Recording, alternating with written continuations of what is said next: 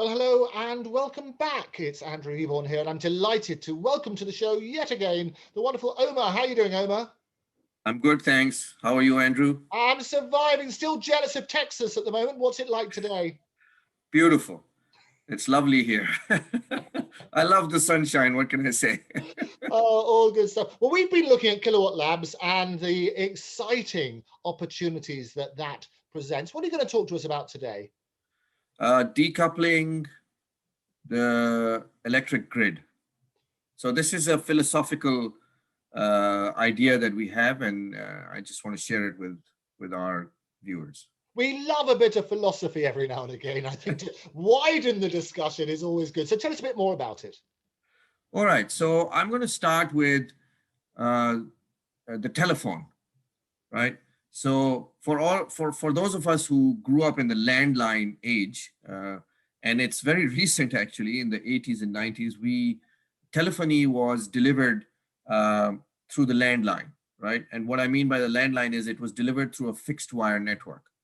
Now, if you remember back in the day, the developed world had deep penetration of the fixed wire network and everyone had a phone, but the developing world struggled. Not many people had phones, and there was there was always a queue and there was a line, and if you had a phone, you were part of the 1% in those countries.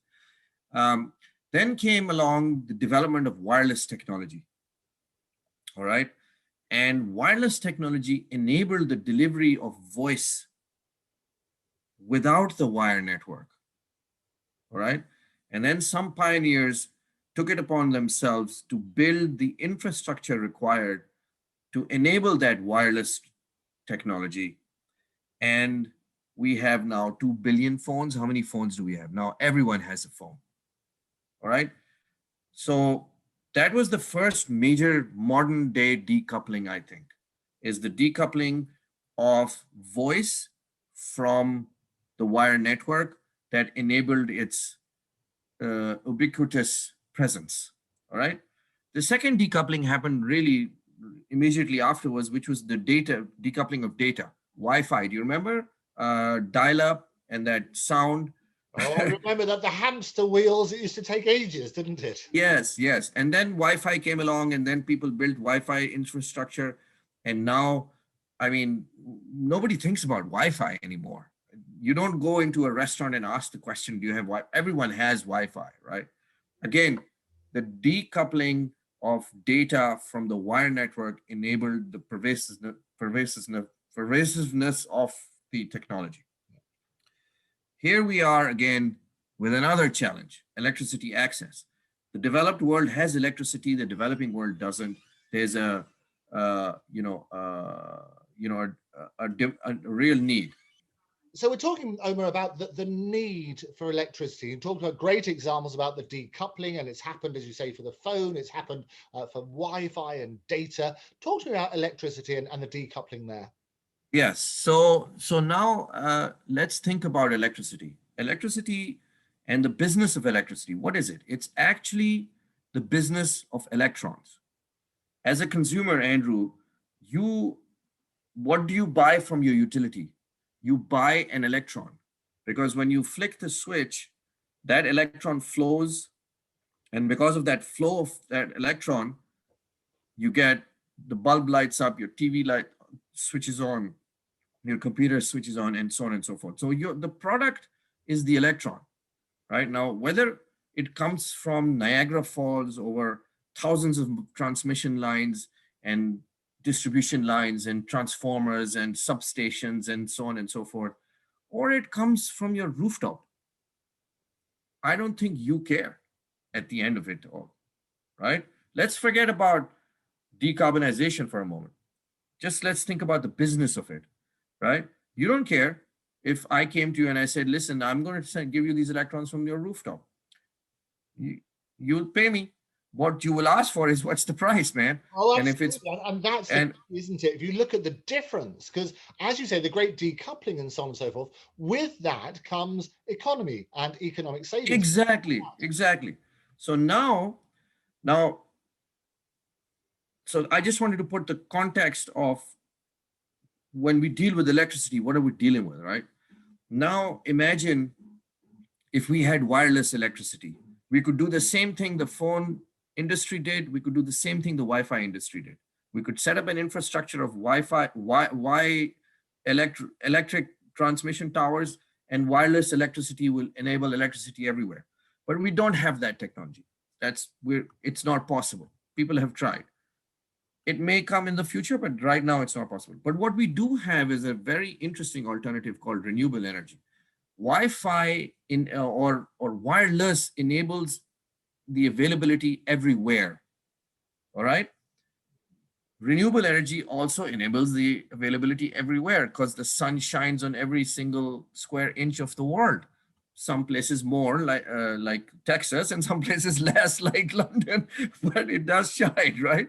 Okay, so let's keep that thought. So now you've got the ability to create the electrons everywhere in the world. So now you have the ability to decouple the delivery of those electrons from the wire network. Can you sense the immenseness of this opportunity? Yes, there are 50,000 limitations.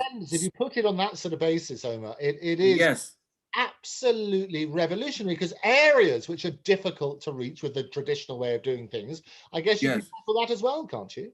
Absolutely, Andrew, you can do it everywhere. You can do it in the middle of London. If there's a substation that's congested, you can go to 50 homes out of the 1,000 homes or 200 homes in that servicing that substation and put solar panels on them and put the batteries and systems on them and take that substation off take those homes off the substation, and suddenly you have more capacity available. You can do so much. It's not even funny, but you have to you have to get into you have to believe it, right? So what do you need? You've got the solar or the renewable energy generation technology. Yes, you have limitations, not enough space, blah, blah, blah. There's lots of arguments. But, when they rolled out the first telephone towers, nobody believed those guys either, right?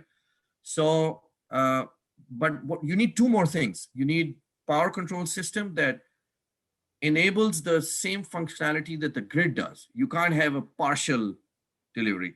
And you need storage. But you need effective storage that lasts a very long time, that doesn't degrade, doesn't heat up. And, both these now exist. We happen to be the ones who brought it to market. There'll be many other companies that are going to do this, but these two technologies exist. The Centauri Energy Server of Kilowatt Labs delivers the entire functionality required to replace the grid and storage. Okay, supercap storage, which is lasts 20, 25 years, and it doesn't degrade. It's got all the advantages, all the requirements that you need for this system. Now comes the will, all right?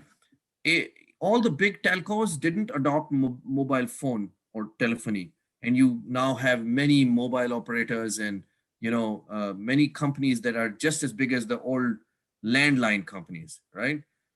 The utilities need to take a lesson from that, the pages of history of that.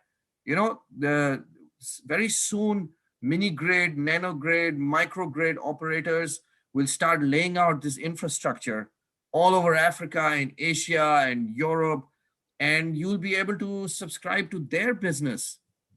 And suddenly the utilities, who are the gatekeepers of electricity, will be left. But some utilities, like in Australia and even in the US, this is starting to happen, where so I can imagine a world where the utility comes, or Andrew moves into a new house, and the utility comes and offers Andrew electrons through a wire, or electrons through a microgrid, or electrons through a nanogrid in his house. It's a product set. In these industrial estates, right, where they have factories, sometimes what happens is that the economy is growing, the factory is growing, the industrial estate is growing, but now to increase output, these factories need more power. But the utility, it takes a lot to add a substation. It takes years, right? Imagine if the utility could go and say, listen, Mr. Factory, you need 5 megawatts more. You have rooftop of 3. I'll give you 3 from my renewable energy product. And that can happen overnight. You don't have to wait for 2 years. So the factory produces more, all right? So economic growth, the utility starts to earn more money immediately. And there's an all-round benefit to everyone. And then, Andrew, the impact on the developed world, the developing world, where there are hundreds and hundreds of millions of people who have horrible grids or no grids, right? This can transform their lives, the economies, and get them out of poverty. I mean, absolutely, and really, really exciting opportunity.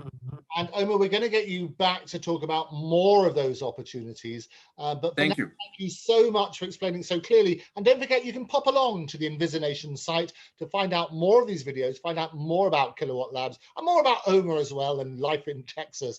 Do join us next time. But for me, thank you very much for joining us. Omer, thanks for being my guest. Thank you, Andrew.